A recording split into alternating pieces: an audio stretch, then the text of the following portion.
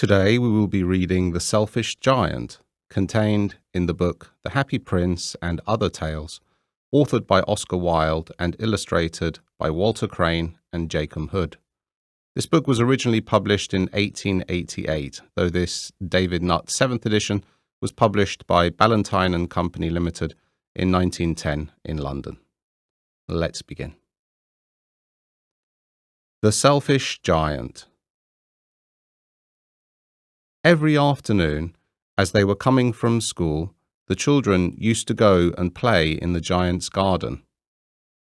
It was a large, lovely garden with soft green grass. Here and there, over the grass, stood beautiful flowers like stars, and there were 12 peach trees that in the springtime broke out into delicate blossoms of pink and pearl, and in the autumn bore rich fruit. The birds sat on the trees and sang so sweetly that the children used to stop their games in order to listen to them. "How happy we are here," they cried to each other.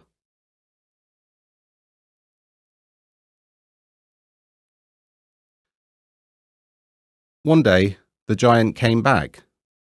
He had been to visit his friend, the Cornish ogre, and had stayed with him for 7 years. After the 7 years were over, he had said all that he had to say, for his conversation was limited, and he determined to return to his own castle. When he arrived, he saw the children playing in the garden. "What are you doing here?" he cried in a very gruff voice, and the children ran away. "My own garden is my own garden," said the giant. "Anyone can understand that, and I will allow nobody to play in it but myself." So he built a high wall all round it, and put up a notice board. "Trespassers will be prosecuted." He was a very selfish giant. The poor children had now nowhere to play. They tried to play on the road, but the road was very dusty and full of hard stones, and they did not like it. They used to wander around the high wall when their lessons were over and talk about the beautiful garden inside. "How happy we were there," they said to each other. Then the spring came, and all over the country there were little blossoms and little birds. Only in the garden of the selfish giant it was still winter.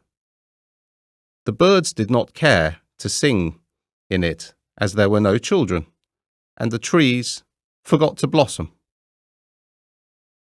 Once a beautiful flower put its head out from the grass, but when it saw the notice board, it was so sorry for the children that it slipped back into the ground again and went off to sleep. The only people who were pleased were the snow and the frost.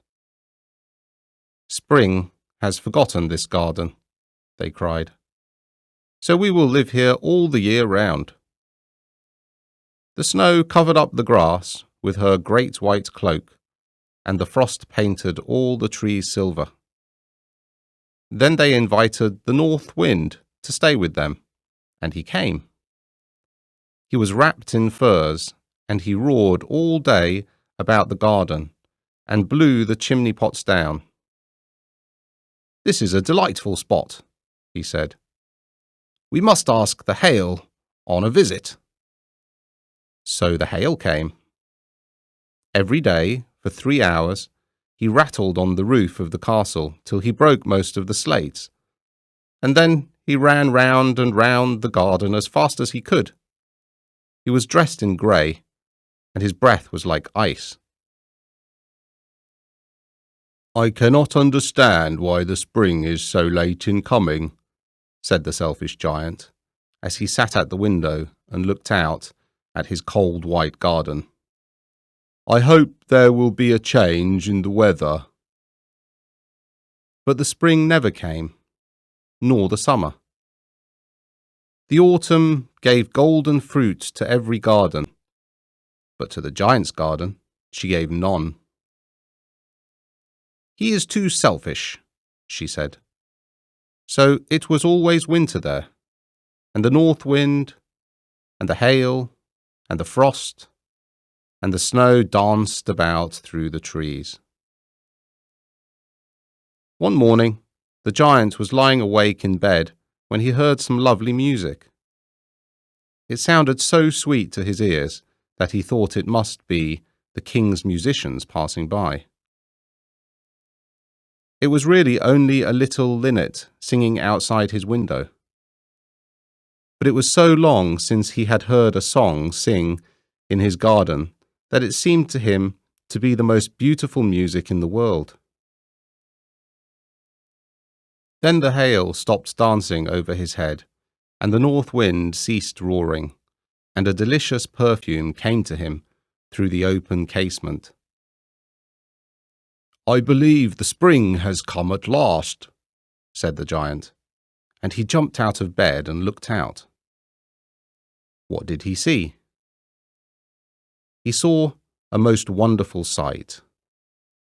Through a little hole in the wall, the children had crept in, and they were sitting in the branches of the trees. In every tree he could see there was a little child, and the trees were so glad to have the children back again that they had covered themselves with blossoms and were waving their arms gently above the children's heads.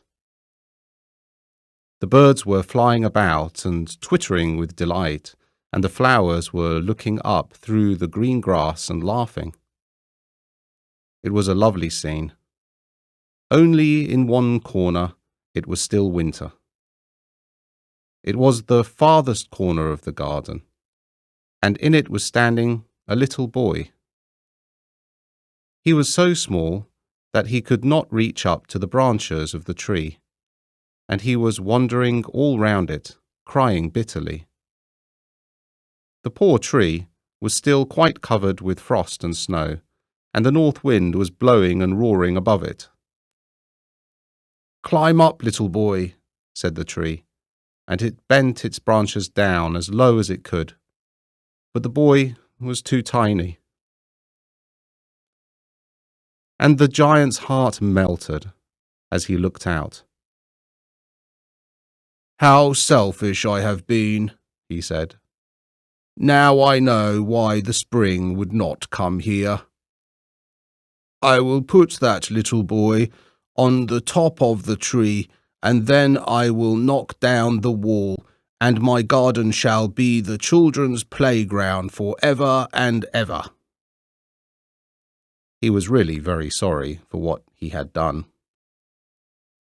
So he crept downstairs and opened the front door quite softly, and went out into the garden.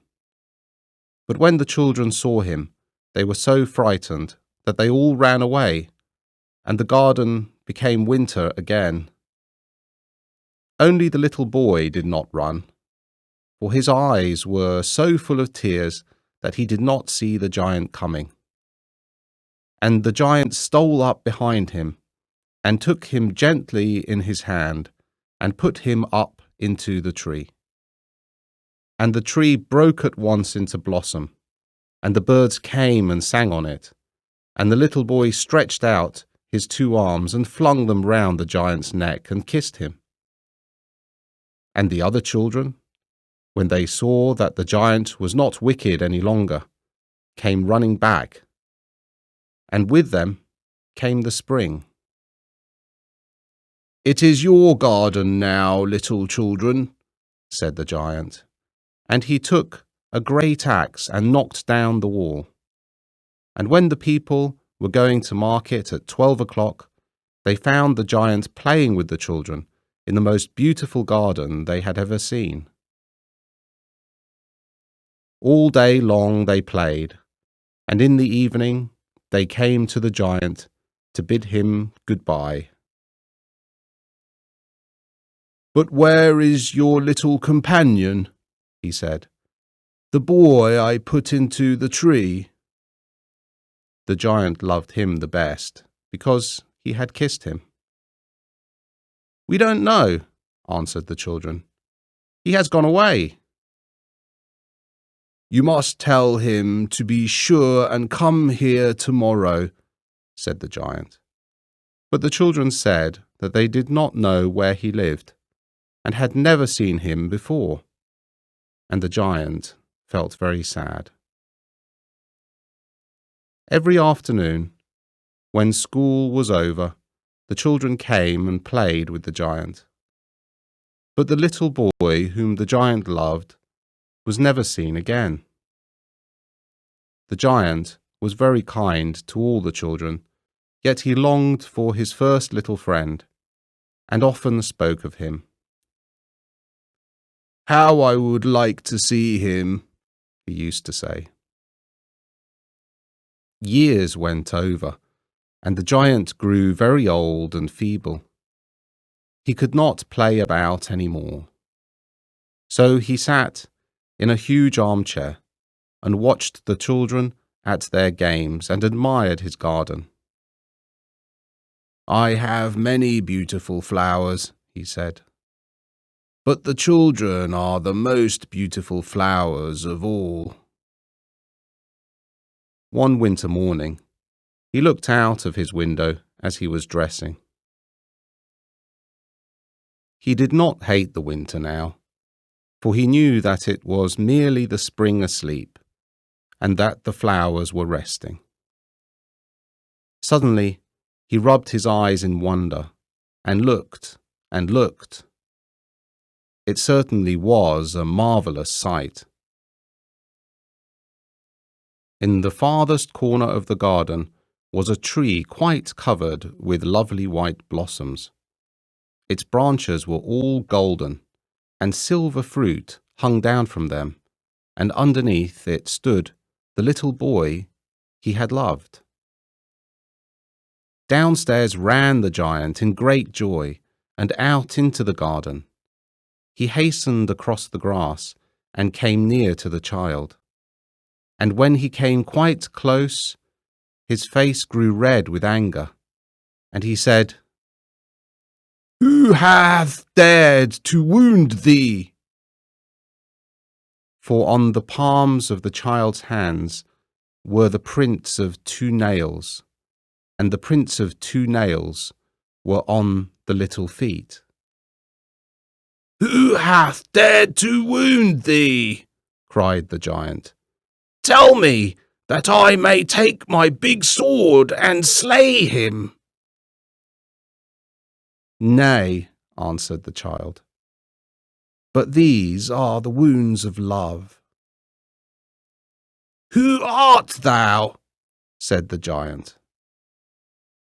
And a strange awe fell on him, and he knelt before the little child.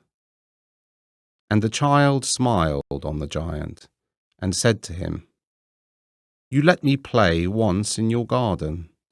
Today you shall come with me to my garden, which is paradise."